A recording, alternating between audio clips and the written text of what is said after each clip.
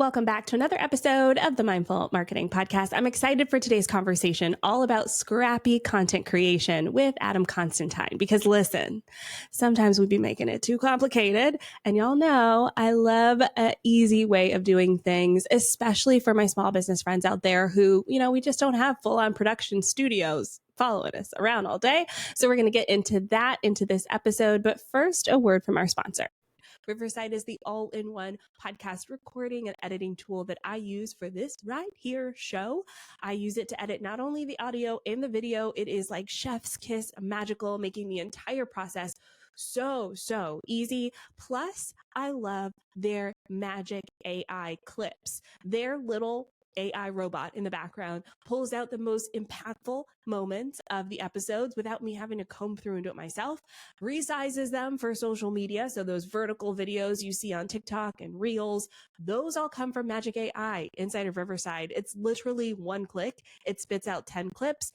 I pick the best one and away I go. Saves me so much time. If you want to get on the Riverside train, check it out today. The link's in the show notes, and make sure to use my code DREA, D-R-E-A, at checkout to get 15% off your membership. All right, Adam, welcome to the show. I'm so excited. Thank you so much for having me. I'm really hyped about this conversation. This is a topic that is near and dear to my heart. It is how I started the company that I have now. So firm believer and happy to blab about this for as long as you'll have me. Yes, I love it. Well, let's start with the definition. How do you define scrappy content? Yeah, scrappy content is anything that is made that doesn't look like a TV commercial. That's kind of the traditional definition of it. Especially so like millennials, we were kind of the last ones to grow up where everything we saw was polished. Like, for example, my family didn't have a home video system. My neighbors did. So like most of the stuff we watched was very polished content. And that's just how we grew up watching content, millennials and older. Now with how social starts, there is a different way that content is accepted, right? Like the home video style has become more accessible because of the smartphone, the access to the internet, and the conduits at which it goes out there, which is social media. The other definition for scrappy content is however you can get your message across in whatever way it needs to put it out there. Like truly, because like the second I say, well, it's not TV, someone else will be like, oh, well, it doesn't look like that. Nope. How can you get your message out there in whatever means necessary? Like that is the definition of scrappy content, just getting what you need to out there. Yeah, I love that. Is there a story behind why you're all about scrappy content? Like, why'd you focus on that? Yeah, because I've always been a storyteller. Both when I was younger, like storyteller as in your boy used to tell some fibs, as well as a storyteller in everything I enjoy. I enjoy making people laugh. I enjoy giving people random bits of information. I enjoy learning about people. Everything has a story. Storytelling is probably the oldest art form there is, right? Every art form is storytelling, whether it's painting or a play or a movie or just a monologue that I'm in danger of doing anytime I talk. But when it comes to how I specifically am so passionate, I was in college as the social media boom began. So the way that I make myself feel old is Instagram came out the year after college. So that was kind of the boom over there. I was playing professional basketball overseas. And so I'm separated from my family, my friends. So I used social to get that message across. I had a blog, so it was written blogs that I did, but I also started making little vlogs. And I would either use my cell phone or I would use a little mini camera, point and shoot camera that I had. And I would just create content with it. And I just wanted to do it so that I could still make people laugh and have people enjoy what I was doing beforehand. Wasn't really thinking about any high level polished content, and it was successful. After that, when I retired, I played for 5 years. After I retired, I started working in the social media sphere back at my alma mater, Elon University.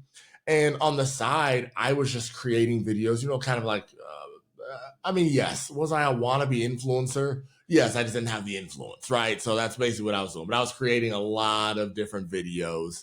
Um, a lot of them were just humor content. Like I would make content for No Shave November. I'd make content around my favorite movie releases, whether it was a Marvel movie or a Star Wars movie. I would make, single content, dating content, just like humor things. And I just used what I had.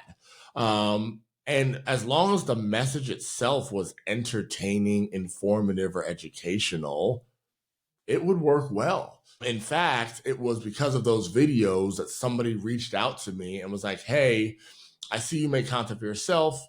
Do you make content for companies?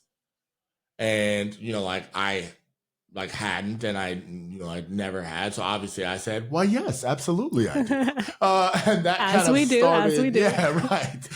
That kind of started the movement there. So Scrappy content is the reason why I've even be able to have the company I have today. Is because I learned very early on the content of what you are putting out matters more than the visual appeal of it when it comes to how social storytelling is done. Yeah, 100%. I mean, there's a lot of parallels too in some of our past history. Because I also was creating content online back in 2007 when people were like, "That's weird. Yeah, what you're doing is weird." And it was a lot of fun to have that creative outlet.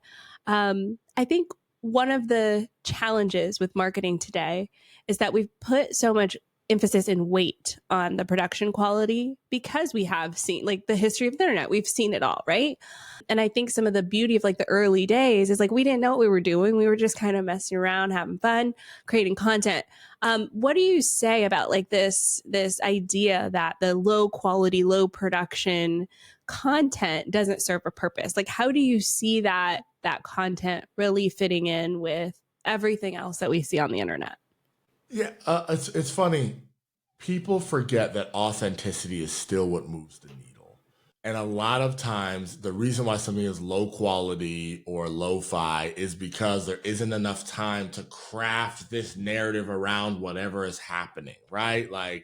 Your dog is doing something humorous, you just quickly capture it on tape. It's why America's Funniest Home Videos used to be. I mean, that's really what social is. Social is just America's Funniest Home Videos times 1,000, right? Everybody's putting that content out there. And one of the reasons why low quality still works is because people don't feel like they're being sold to. Everything really at the end of the day that is created for our entertainment is also created for us to be sold to, right? That's why content exists. That's why sports make the money they do, is because they can sell on the back of that. So sometimes that can feel a little tiresome. And when I'm scrolling, I feel like I'm just looking into other people's lives. I'm just looking into what other people are doing. Think about it. There can be all kinds of marketing campaigns for a realtor per se. But when you need a realtor, you're probably going to ask your neighbor or, talk to somebody else, right? It's that authentic word of mouth.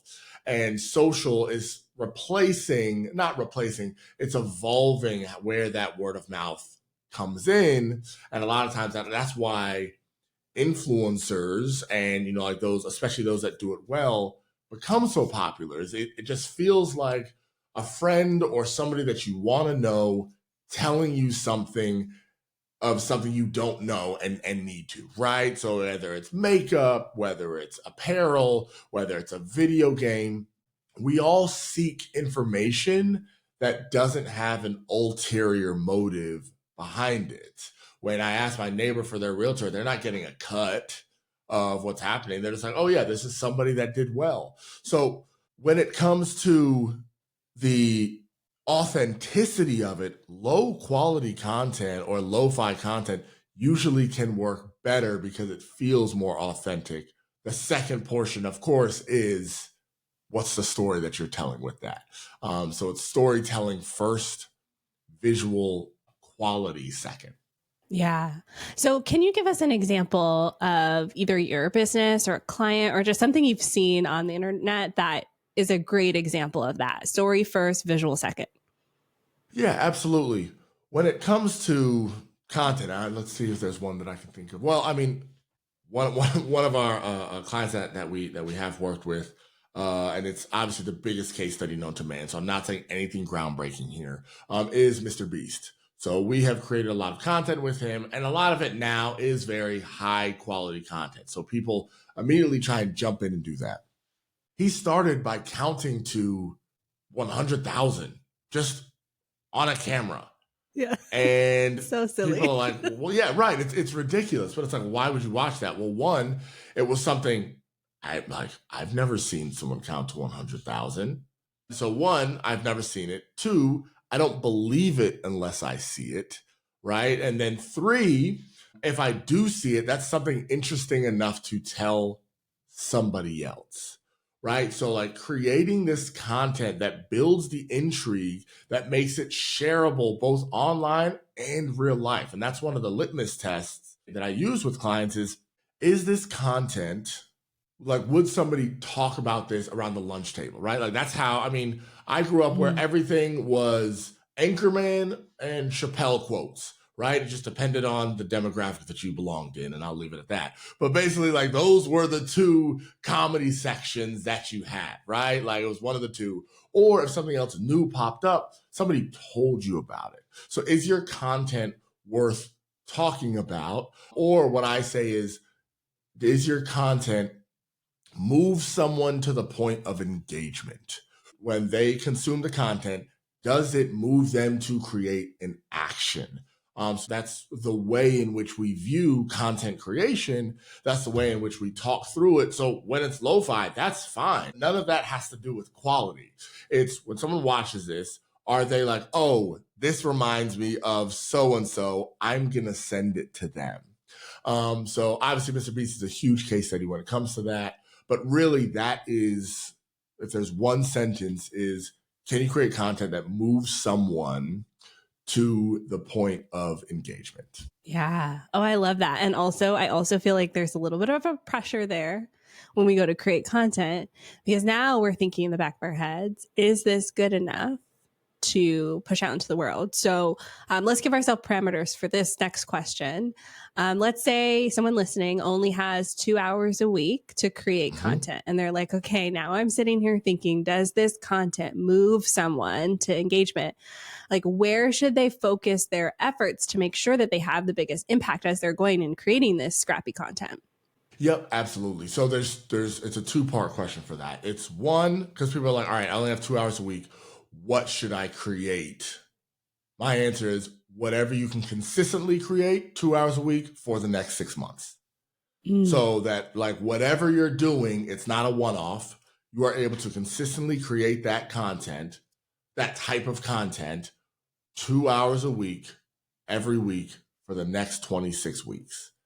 Right? So that's number one. So you figure that out. You're like, okay, I can make 4 lo-fi videos a week in those 2 hours, which is probably a little aggressive. So if someone heard it's like 4, I can only do 1. That's okay. Make your 1. We good. We love it.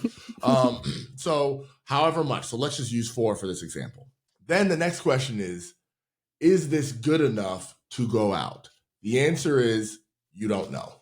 And you will never know until you post the content. So really, you are posting content today to give you the answer in 6 months.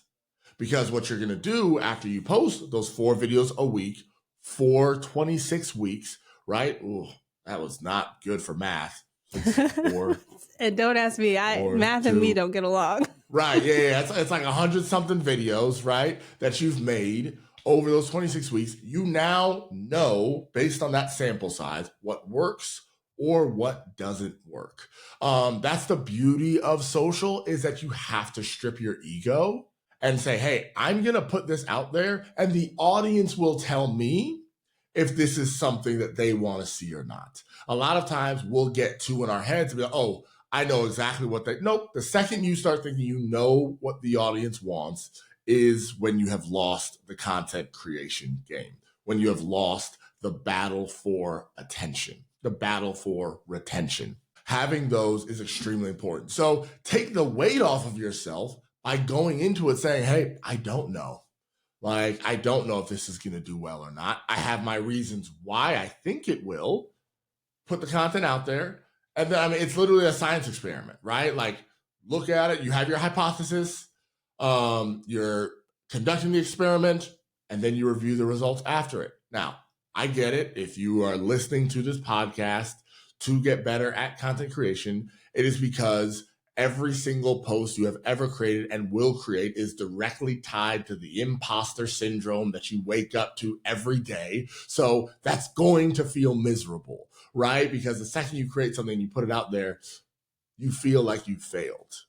Well, that's also because of the generation that we grew up in. I can think of some really bad movies that I've seen, right? And I'm sure you could as well. Can you think of a bad social post that you saw? I mean, it's an unfair question for me because I look at this stuff all the time. Yes. Fair enough. But the average person, if it's bad, it doesn't get shown. No. So nobody sees it.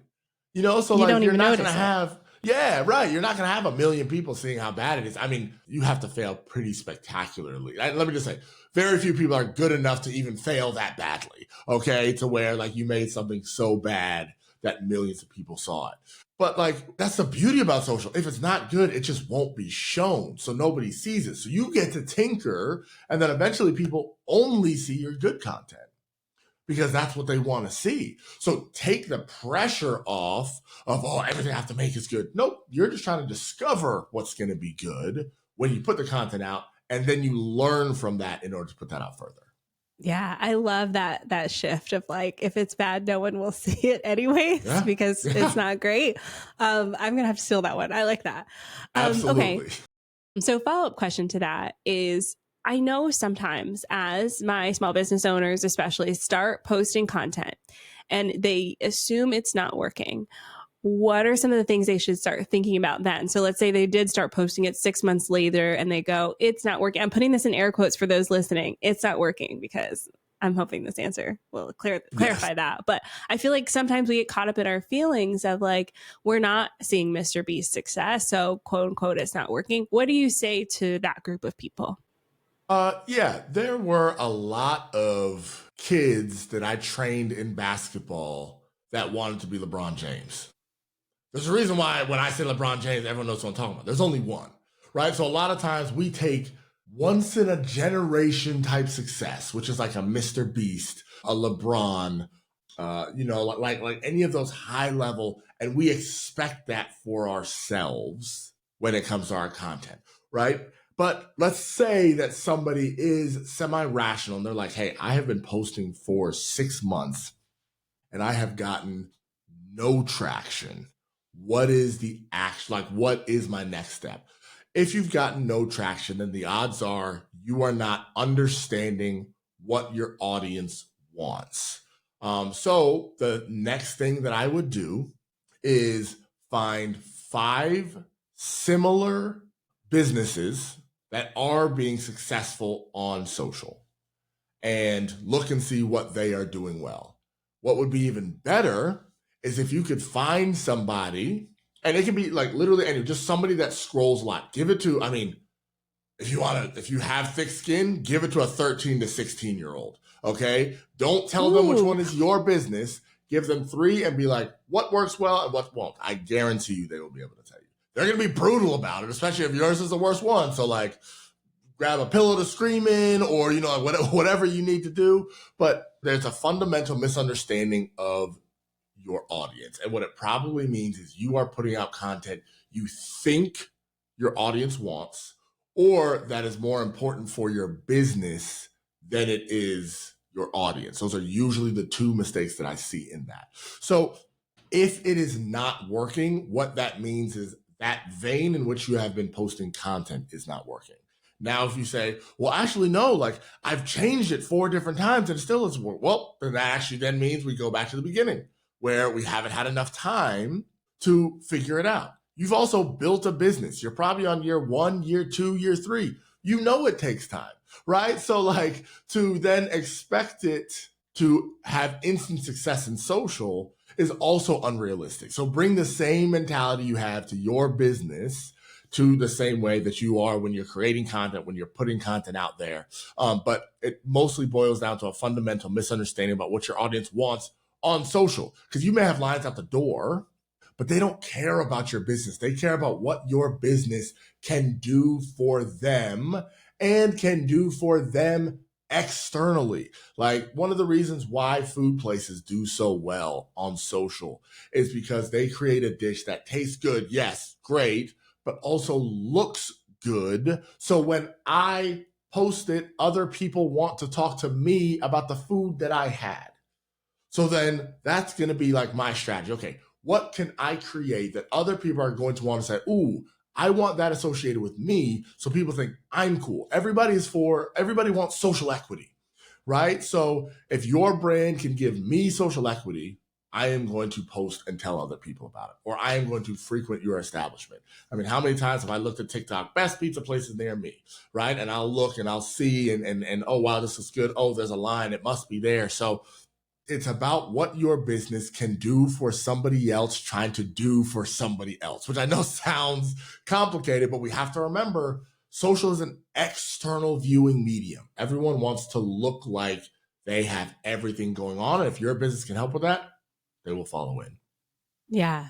Yeah. And I love this move of like the idea of moving away from us as a business owner towards our customer, our end client, because sometimes we do feel so much of that spotlight on us because we're the ones creating the content, but it's not about us. In fact, it's at least about us as it can possibly be. And we need to make it more about the other person on the other side of the screen, which I love. Yeah. I love. Okay. So what do you do, or what do you do for your clients in those moments where you feel uninspired? Are you looking at competitors, or like what are some of the ways that you bring that energy into those moments where you're like, I don't even know what to say right now?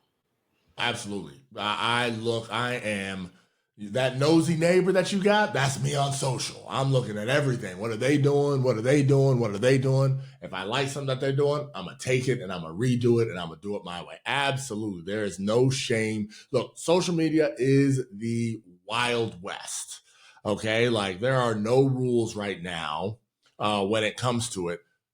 Don't get crazy, okay? Like, let's not directly rip things and post that were on others. But yeah, like, social is also about trends, right? The second something does well, other people post it. And we as consumers get that, right? Like, how many times, like, there's the throwing of a box and then it cuts it in a close up and someone's like, oh, did you think that box was going to hit me just now? Like, that's funny. We like seeing funny stuff multiple different ways from multiple different people moving forward. Like I said, we were quoting Chappelle quotes for years. The same quotes over and over. Repeat content is not a problem, right? So when you see things that are working for others, definitely try it, but make sure it still fits within your brand. Because especially trend, like there is a trend out there for everybody, but not every trend is for you. So you do want to make sure that you don't have that happen. So you look, okay, is my audience going to understand this? Does this align with my brand? And then the bigger question, will it be cringe to post about this because it's too late?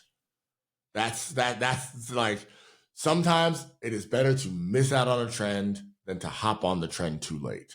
And then the fourth one is, did I try too hard to make the trend fit what I wanted it to fit? Because if you make it like, about your sale, people will be like, okay, this is cringe. But if you just make something about it being funny and you happen to have information about your sale, that will, like, you have to trust that the trend will take the message where you want it to go. You can't make it about you because people don't care about you. They just care about laughing, being entertained. If you entertain them enough, then they will come and see what you have to offer.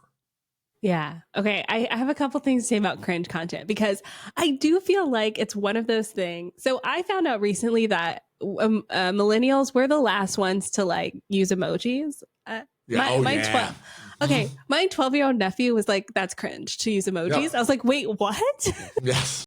I didn't know this. And so now I'm Yes. like backtracking. Anyways, how do we know? How do we know when something's cringe? I feel elderly. I'm like, I'm 35. I thought emojis were still okay. Look, you and me both. And also, like, you're gonna be cringe to somebody, like it always, like, there's always gonna be that. So if your audience is millennials, use emojis and millennial gray everything you put out, right? Like that's what your audience wants. But yeah, if you're like, hey, I need to get younger, I need to figure out how to reach, like Gen Z or Gen Alpha or Gen Beta as they're being born, then yeah, you have to figure out how they are talking, and that you will find from looking at these successful brands and honestly, not even brands. Look at the successful brands and then look at the successful influencers. People want to hate on influencers all the time until they need a brand deal with them because they know that they have the audience. The reason why an influencer is an influencer is because when they talk, people listen. So that's somebody you should be watching as well. Again, keep your brand loyal to the message that you have for it, but those are the people that, they're laying out the playbook for you, right? So really, influencers, you should be thankful for them because they've done all the hard work of learning how to talk to your audience and essentially give you a blueprint. If you look over their last 30 posts, you'll be able to, oh, okay, so here's how their audiences respond to somebody who is in their demographic or speaking to that demographic. But yeah, no, as even with my company, so we have about 30 employees. Some of my younger Gen Z, sometimes they say, I'm like, what is happening? Or we'll say something, they're like, wait, what is that? I'm like, it's The Matrix. It's one of the greatest movies ever made. What do you mean you don't know what I'm talking about? So anyways, that was definitely an old man yells at cloud rant, but yeah, we're bottom line is, yes, if you're a millennial listening to this, we are getting old and we just have to accept that we're not the cool kids anymore. That's why I came on this podcast. Yeah, that's it. Time to take our heart medicine at the end of the day. Yep. Right. Okay, so I love this advice of looking at influencers. Whenever I usually talk about like competitor analysis and looking at competitors, I really focus on companies, but you're right. The influencers have a pulse point on like what is cool and what's not. And so I really like that advice of looking at not just other similar companies, but influencers who speak to your target demographic as well. I love this. Okay. As we wrap up our conversation today, I've got 2 more questions for you. One of them is about this idea of trends. You mentioned that you don't want to drop on a trend too late, but how do you know when a trend is a trend for you? Great question. That is the art and science of social media right there. The first thing is, if you don't know when a trend is, find somebody who knows more about social than you and ask. Like, you should not be. I still have people that I will reach out to and ask. And I am the owner of a social first creative agency and production company. I will still reach out and be like, this trend's working right now, right? Like, or is it too late now? Bottom line is, the second Vanity Fair, Variety, USA, if you see your trend talked about on any major news network, it's too late. Okay, if CNN is talking about the mannequin challenge, don't do the mannequin challenge. Okay, like once Fox News and MSNBC, or you hear something on the late night show, like Colbert says something, yeah, no, it's too late. It's too late. Got it. I like that. So yeah, so like once it hits the mainstream, it's not cool anymore. So the best way to do it is, if you have your influencers, a decent way, like a one where it's like, okay, it's approaching the top, is if the social first brands are talking about it, you have 12 to 24 more hours. So like Netflix, Wendy's, Chipotle, like once they say demure, mindful, you got 24 hours. Then after that, it's gone. It's gone. Because they're going to hit it right. They're going to hit it right on the time. So like that can be a litmus test. So you don't want to do it before the social first brands, but you definitely want to do it before the Daily. No, the Daily Show. Yeah, the Daily Show, it's kind of cresting downward. Then once it hits MSNBC and CNN and USA Today, then you're cooked. Like, Too late. which also, hey, look, there we go. There's a trendy word right there. So that would be my the unofficial litmus test of how to know when to jump on a trend. Yeah, I love that. I've been thinking a lot about this lately because a big part of my program is I supply trends for online business owners, but we've been getting stuck at this like, okay, the trend is over. And I just know it so instinctively that if someone asks me, I'm like, no, it's done. Don't do it. Yep. But like to explain that, I'm like, yes. I could just tell you because I scrolled the internet all day for my job. So yes. just ask me. But I love that you yeah, and you can also just tell them, if you are bringing this to me, it means I already saw it and it was too late. It's too late. Yeah. Like if you're bringing it to me, it's too late. Like I do that. Obviously you can't, because well, like I don't know, they're all staying, like very still. Correct. Yes, that was 10 years ago. So yeah. Well, what about a new I've literally heard like, what about a new ice bucket challenge? When this is not a serious conversation. Really? This is not a serious conversation. We're not doing this. We've had 17 newer, more deadly diseases since that's happened. Like we have other focuses on that.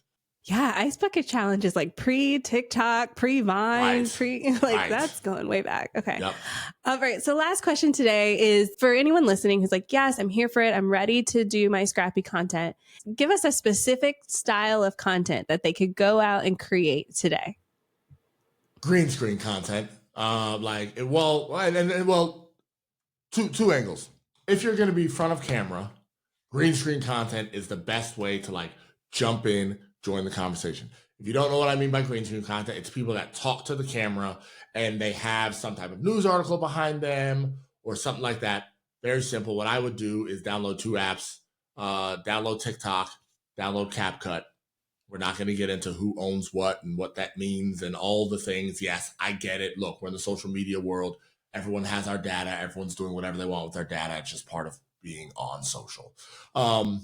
And learn those 2. If you can learn those 2, that will teach you the rudimentary ways of editing, getting music in there. But green screen content, if you want to be on camera, or you can do like text first, text only content you can do stock imagery. It's better to do authentic imagery, photo or video, just because it makes it more personal. But that's what I would do is green screen content and be quick. Like the reason why green screen content is successful is because someone will be like, so there's a lot of changes happening with shopping, but I found 3 different ways that you can differentiate yourself to your audience. First, it's choppy. It's straight to the point. Don't introduce yourself because no one cares. Okay. Like, hi, my name is, nope, I don't care. I'm swiping away. Right. Like, we can talk about hooks and we can talk about content length. Don't have paralysis by analysis. I would work on green screen content first or text only content as a way to just like really jumpstart and see what your audience is doing. And the way to do that is like through TikTok or CapCut. Yes, you can use Canva if you want. Adobe Express, Adobe Rush is another one that's really good with it. But find something. Know you're going to suck at it when you start, and then get better. Because a lot of times people are like, I don't know what this is. Cool. You realize you sound like your parents or grandparents that didn't know how to change from channel 3 to channel 4. Okay, that is what you sound like. So as long as we know, again, I told you the theme of this podcast today is millennials are old. But like that is like, it's just something that you're going to have to teach yourself and learn. And then you will get better. That is a good thing. Like you will get better as you keep moving forward on that. Yeah. I love this. I need to create more green screen content. I always do the text on the like my own custom B-roll situation, which I love. I haven't done green screen in a while. So you've inspired me, Adam. Thank you. For those people who are listening, who are also inspired, they want to connect with you, give us your links and I'll put those links in the show notes. Yeah, you can go to my website at acecreatives.co. You can see us on LinkedIn, which is #AceCreatives. Now it is the word hashtag, right? So spell out #AceCreatives. And then my personal Instagram is at @TheyCallMeAC. That you'll see. And the first thing you'll see is, oh, he's a lot taller than I thought he was on the podcast. Yeah, I get that. Okay, go check that out. You mentioned basketball, so I feel like the height should be a given. Yes. Yep, exactly. 6'8" strong. Wait, what? 6'8"? Oh my. Okay. One of my favorite things to do is like virtual interviews and eventually meet in person. And people are like, oh. And it's like, yep, hello. Especially because, you and I have the camera down angle, right? So like you can't tell him that, that's my secret in-person weapon. I'm 5'2". So there it is. Very short. People I get the opposite. They're like, oh, you're much shorter than I thought. I was like, yep. I'm correct. Shorty. Okay, awesome. Well, I'll put all of those links in the show notes. If you like this conversation, go to Adam's Instagram and comment on how tall he is. I think he would appreciate that. Adam, thank you so much for being on the show today. Thank you so much. Pleasure to be here. And thank you, dear listener, for tuning in to another episode of the Mindful Marketing Podcast. Make sure you rate and subscribe to us on Apple Podcasts and Spotify. We used to be in the top 100 marketing podcasts. We slipped out a little bit. I need your ratings for us to keep that top 100 spot. So thank you for your support. And if anything we heard here today encourages you and you want to learn more, come on into the Mindful Marketing Lab. We do our monthly trend report. So if you're wondering, is this trend old or not? I'm your girl. I will help you out only in the Mindful Marketing Lab. Check that out. Next week, we're talking with Brooke Adams all about community versus followers. Stay tuned for that. I'll see you then. Bye for now.